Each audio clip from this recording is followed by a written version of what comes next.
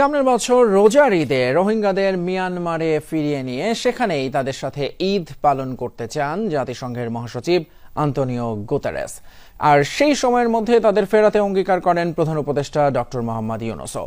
লক্ষাধিক রোহিঙ্গার সাথে ইফতারে অংশ নিয়ে আশ্বাস দেন জাতিসংঘের প্রধান এবং বাংলাদেশ সরকার প্রধান। দিনভর রোহিঙ্গাদের সাথে কাটিয়ে শিশুদের কাছ থেকে তাদের সাথে ঘটে যাওয়া গণহত্যার বিবরণ শোনেন জাতিসংঘের মহাসচিব।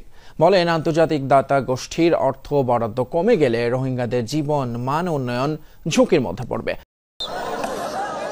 পৃথিবীর কোনো বিশ্ব নেতা এর আগে এমন আয়োজনে অংশ নেননি। একসাথে প্রায় 1 লাখ রোহিঙ্গার জমায়েত, সবাই এই জায়গায় এক হয়েছেন উখিয়ার বিভিন্ন ক্যাম্প থেকে। উদ্দেশ্য একসাথে ইফতার।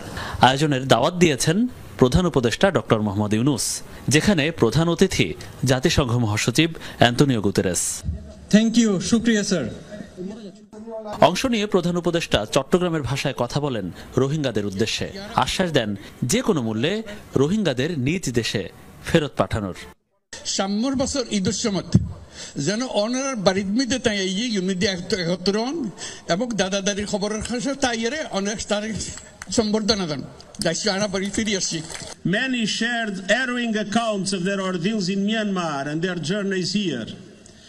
They want to go home. Myanmar is their homeland, and returning in a safe, voluntary and dignified manner is the primary solution for this crisis. এর আগে দুপুরে ঢাকা থেকে রোহিঙ্গা ক্যাম্প পরিদর্শনে আসেন জাতিসংঘ মহাসচিব। পরিদর্শন করেন একটি ইউনিসেফ পরিচালিত লার্নিং সেন্টার। কথা বলেন রোহিঙ্গা শিশুদের সাথে। এ সময় শিশুরা উচ্চশিক্ষার নিশ্চয়তা চান, বিচার চান তাদের বিরুদ্ধে হওয়া মানবতা বিরোধী অপরাধ ও গণহত্যার।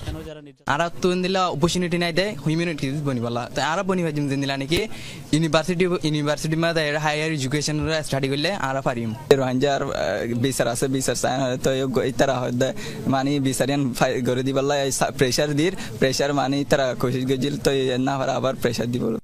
পরে জাতিসংঘ মহাসচিব পরিদর্শন করেন রোহিঙ্গা কালচারাল মেমোরি সেন্টার। সেখানেও কথা বলেন বেশ কয়েকজন রোহিঙ্গার সাথে। এরপর গণমাধ্যম কর্মীদের সাথে কথা বলেন জাতিসংঘ মহাসচিব।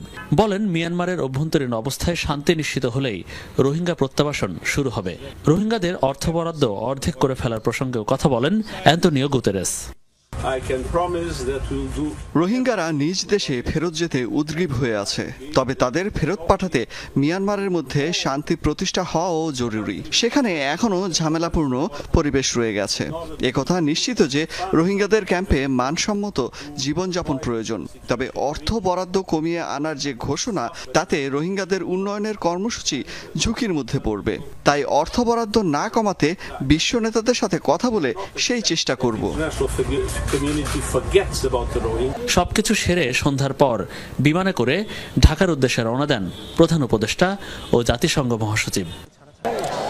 লক্ষাধিক রোহিঙ্গা জনগোষ্ঠীর সাথে একসাথে ইফতার করলেন জাতিসংঘ মহাসচিব এবং বাংলাদেশের প্রধান উপদেষ্টা।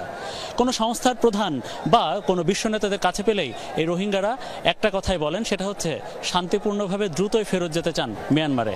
এবারও সেটার ব্যতিক্রম হলো না। জাতিসংঘ মহাসচিবের কাছে তারা একই দাবি করলেন। কিন্তু কথা হচ্ছে, প্রতি বছর বা প্রতিবারই এটার আর বাস্তবায়ন হয় না। এবারও কি বাস্তবায়ন হবে? জাতিসংঘ মহাসচিব কি এই রোহিঙ্গাদের ফেরত নিয়ে যেতে পারবেন মিয়ানমারে?